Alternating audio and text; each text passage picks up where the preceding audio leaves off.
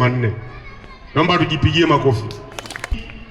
Majengo yale yatamalizika, tutapata madawati ndani na tutapata madarasa mapya. Hivyo tutapunguza idadi ya watoto wetu kuchanganyana katika kwenda kusoma. Lakini tumepata fedha za ukarabati wa ofisi yetu ya kata milioni 10.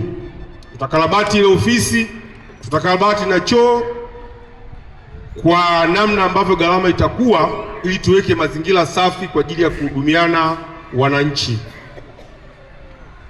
Tumepata changamoto juzi, choo cha walimu kilipata shida, kilianguka. Mimi kama diwani nilipambana, tukapata msaada wa shilingi milioni 1 kutoka manispaa, tukapata msaada kwa wadau, tumetengeneza vyoo viwili vya walimu, kwa maana choo kimoja cha walimu wa kike, choo kingine cha walimu wa kiume. Tunaomba tujipigie makofi jamani wazazi. Hizo ni jitihada za mimi kama mwakilishi wenu. Tumepata changamoto, siwezi kukaa. Kiongozi natakiwa usilalamike, ukatatue matatizo ambayo yapo. Usiungane na wahanga kusema sasa tutafanyeje. Kwa mimi kwa sehemu yangu nimefanya hivyo, na tuendelee kuhimizana na kuhamasishana. Watoto hawa ni wa kwetu wote. Asikudanganye mtu kwamba usichangie. Muangalie anayekwambia usichangie mtoto wake anasoma wapi. Kuna mtu anakuambia usichangie, yeye mtoto wake anasoma Dar es Salaam. Sisi watoto wetu wanasoma hapa.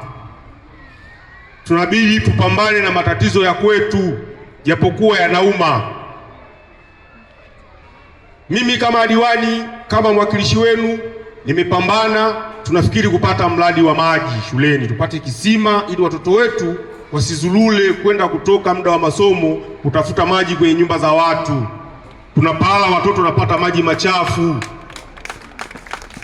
Huo ni mpango ambao mimi kama diwani nitapambana tupate kisima au bomba la shule la masaa 24. Lakini vile vile, kwa sababu mlinituma manispaa, mimi sitakuwa upande mkubwa sana wa kusema nilalamike. Mimi nitapambana na manispaa na wataalamu watuletee maendeleo katika kata yetu ya Kashauli. Shule zetu hizi tatu zina jumla ya walimu 49. Shule ya msingi Kashauli tunao walimu 15, shule ya msingi Mwangaza tunao walimu 16, na shule ya msingi Uhuru tunao walimu 17. Jumla yao 48. Kati ya hao walimu 19 ni wanaume na walimu 29 ni wanawake. Aidha, kwa upande wa wanafunzi katika shule zetu tatu, kuanzia darasa la awali la kwanza mpaka darasa la 7, tunao jumla ya wanafunzi 3816. 3816 kwa mchanganuo ufuatao. Shule ya msingi Kashauli tunao wanafunzi 1340, shule ya msingi Uhuru tunao 1458, na shule ya msingi Mwangaza tunao wanafunzi 1018. Kuhusu takwimu za mahitaji mbalimbali, shule kama taasisi ina mahitaji ya vitu vingi. Kuna madawati, kuna nyumba za walimu, kuna vyoo vya wanafunzi, kuna vyumba vya madarasa, kuna meza za walimu, pamoja na vitu vingine vingi. Taenda kusema vichache kwa ufupi ili tuweze kupata picha ya hali halisi ilivyo katika shule zetu. Nianze na upande wa madawati. Kwa kawaida, upande wa madawati, viwango ambavyo vimewekwa na serikali ni dawati moja kukaliwa na wanafunzi 3. Na hata hayo tunayoyaona ni madawati ambayo yanatakiwa kwa viwango hivyo yakaliwe na wanafunzi 3 kwa dawati moja. Sasa kwa takwimu zile ambazo zimezitaja, kwa maana idadi ya wanafunzi kwa shule, tunaweza tukajaribu kugawanya mara 3 tupate idadi ya madawati tunahitaji mangapi na tunayo mangapi, na hapo tutapata upungufu tunao kiasi gani. Shule ya msingi Kashauli, kwa idadi ya wanafunzi 1340, madawati yanayohitajika ni 446. yaliyopo ni madawati 273, upungufu madawati 173. Shule ya msingi Uhuru, kwa idadi ya wanafunzi 1458 tunahitaji madawati 486, yaliyopo 226, upungufu ni madawati 260. Shule ya msingi Mwangaza, kwa idadi ya wanafunzi 1018 tunahitaji madawati 339, yaliyopo 162, upungufu ni madawati 177.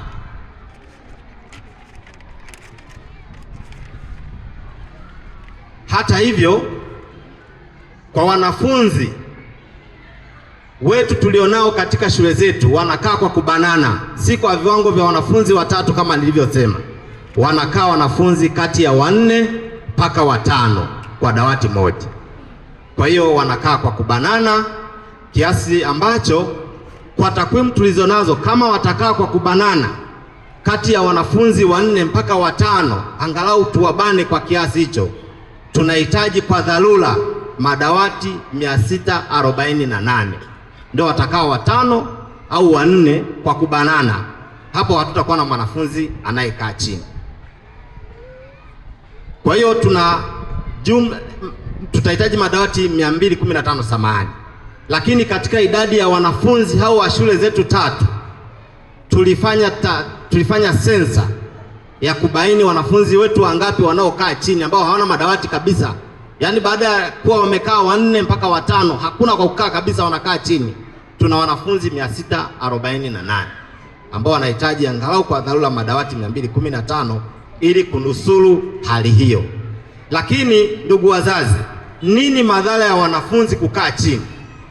Kwanza, moja, kwa haraka haraka inakwamisha ujifunzaji kwa mwanafunzi mwenyewe, kwa sababu kama mwanafunzi anaandika chini, amekaa chini, kwa vyovyote vile mwandiko wake utakuwa mbaya, hata hawezi kuandika vizuri, na kama hawezi kuandika vizuri, basi na vitu vingine hawezi kuvisoma kwa ukamilifu. Lakini pia kukwamisha ufundishaji kwa upande wa walimu. Unamfundisha mtoto amekaa chini, ni wakati gani utamsisitiza aandike vizuri, asome vizuri, alembe ule mwandiko wa vikonyo au mwandiko mzuri ambao unasomeka? Matokeo yake kunakuwa na changamoto kwa upande wa walimu pia kuwafundisha. Lakini pia ukosefu wa madawati unachangia sana utoro. Watoto wetu wakati mwingine wanakuwa watoro kwa sababu anajua nikiingia darasani mazingira ambayo naenda kukaa sio mazuri. Kwa hiyo wengine ni kama wanakata tamaa, wanakuwa watoro. Na ndio yale ambayo mnaona mara nyingi tunafukuzana nao pale uwanjani. Ametoka nyumbani amevaa sare, amefika shuleni, haingii darasani, anakaa kwenye miti. Tunaanza kufukuzana, ikifika muda wa saa 4 au anategeshea anarudi nyumbani. Sasa baadaye tabia hiyo kikithiri, watoto hawa wanajiunga na vikundi vya kiharifu. Kwa hiyo ndugu wazazi, inakuwa ni changamoto. Lakini pia madhara ya kiafya, tunajua kuna magonjwa, mtoto anakaa chini kwenye sakafu, kuna baridi, kwa hiyo inaweza kachangia pia madhara ya kiafya. Lakini pia watoto kutokuwa nadhifu, nadhani imechangia kidogo na afisa tarafa. Mtoto anafua nguo, ameinyosha vizuri, lakini anaenda kukaa chini, mwisho wa siku hawezi kuonekana nadhifu, na yeye mwenyewe atajisikia vibaya kwamba hata ninavyoenda anakaa chini. Mwisho wa siku anaweza katamani kuja hata na nguo chafu kama mtu anaenda shambani, kwa sababu nguo nzuri haionei raha kulingana na mazingira ambayo mtoto anakaa. Lakini sisi kama walimu, kwa kushirikiana na walimu pamoja na wanafunzi, tunafanya nini ili kukabiliana na changamoto hii? Moja, kwanza kufanya ukarabati wa haraka kwa madawati yale ambayo yanaharibika. Tukumbuke ndugu wazazi, hizi ni mbao. Kuna wakati dawati linalegea, linaharibika. Tunafanya utaratibu wa kuyakarabati mapema ili watoto wasikae chini na hali tumetunza madawati ambayo ni mabovu. Kwa hiyo tukipita kwenye shule zetu, madawati yale ambayo ni mabovu kwa kweli yamekarabatiwa. Hatuwezi kuta chumba kimejaa madawati mabovu. Yote tumekarabati na anatumika. Na mtaona hata baadhi ya madawati ambayo tunatumia muda huu, mengine utaona yamekarabatiwa. Lakini pia tunajitahidi kulinda na kutunza madawati yaliyopo ili yadumu, kwa sababu tunao wanafunzi wengine ambao ni watukutu, wanafanya madawati kulegea na hivyo kuharibika. Lakini pia tunatoa hamasa kwa wadau mbalimbali, kwa viongozi mbalimbali juu ya changamoto hii. Tukumbuke shule yetu ndio iliyobeba, tuseme kata yetu ndio kata ya katikati ya mji. Kwa hiyo kunapokuwa na changamoto hizi inaleta shida hata kwa wageni. Kwa hiyo tumehamasisha baadhi ya wazazi, tunashukuru wametuunga mkono. Kwa mfano shule ya msingi Uhuru pale wazazi wamekuwa wakijiunga, 2 watatu wanatengeneza dawati moja, na kwa kweli imesaidia sana. Naitwa Chiwiko Martin Chirwa maarufu kama MC Chirwa. Namshukuru Mungu katika Jumatano ya leo nimepata nafasi ya kuhudhuria mkutano wa dharura ulioitishwa na Mheshimiwa Diwani wa kata ya Kashaulili, Mheshimiwa Wenceslaus Kamtoni, ambapo siku ya leo alikuwa akikabidhi baadhi ya mahitaji ya wanafunzi ambayo ni sehemu ya changamoto katika shule zetu tatu, shule ya Kashaulili, shule ya Uhuru na shule ya Mwangaza. Mheshimiwa Wenceslaus Kamtoni ameweza kukabidhi madawati 50, ameweza kukabidhi kilo 15 za sukari, ameweza kukabidhi gunia 3 za mahindi na ameweza kukabidhi majaba 3 ambayo vitu vyote hivi shule hizi tatu zitakwenda kugawana kwa usawa kama ambavyo mheshimiwa ameelekeza.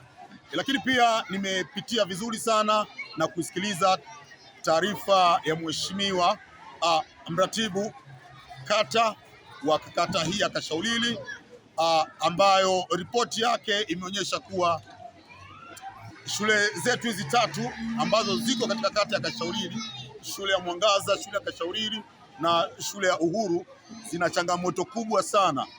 Changamoto ya kwanza ikiwa ni majengo, kwamba hayatoshi, lakini pia majengo ya vyoo huwa hayatoshi, lakini pia na hata yale yaliyopo miundombinu haijakamilika, haijajitosheleza. Mimi pia kama MC Chirwa ambaye ni mzazi na mwanangu yuko hapa shule ya msingi Kashaulili, mimi pia nimeahidi kusapoti mifuko 2 ya simenti.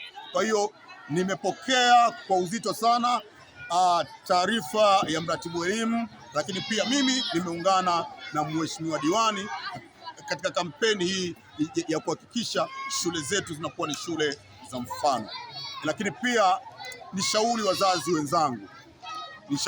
wenzangu kwa moyo kabisa, tuweze kujitoa kumsapoti mheshimiwa diwani kwa ajili ya kuhakikisha shule zetu hizi tatu zinakuwa ni za mfano na watoto wetu wanakuwa salama katika mazingira salama kama tunavyokuwa nao sisi majumbani.